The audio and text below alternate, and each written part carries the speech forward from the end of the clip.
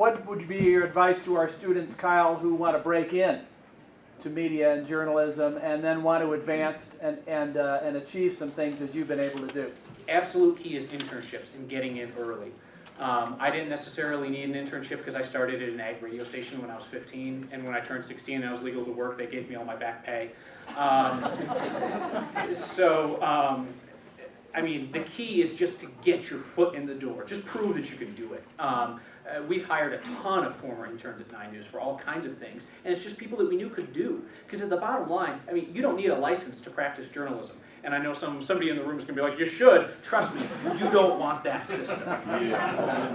No, you don't want that system.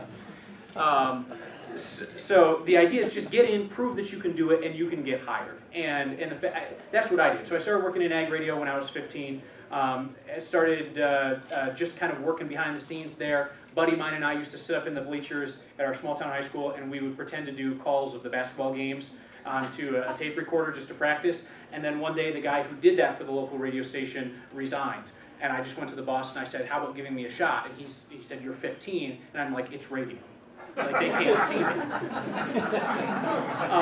So he said, we'll give you a shot, and it worked out okay, and then I did that, and then when I went off to school, the other thing too is that you've got to be prepared to work harder than other people, because it's a profession that a lot of people want into and will work very hard to do. You can't start out as a 5-day-a-week kind of thing. When I was in school, freshman and sophomore years, I worked on the assignment desk behind the scenes at a CBS affiliate near my hometown. I drove an hour and a half each weekend to go work, stayed at my parents' house or friend's house, worked, and then came back to school on Monday. I missed a lot of really great parties. But my friends who can't hold a job in the business and are having trouble supporting their families now, do you wish you'd worked a little bit harder in college? I'm guessing some of them do.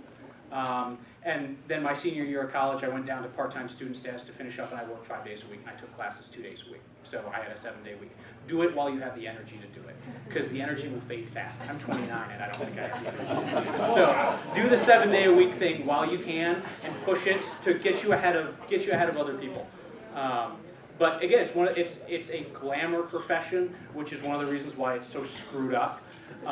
Because it's something that people think is glamorous and fabulous, and it shouldn't be if done correctly. But you need to work your way ahead of those people in line, so just outwork them.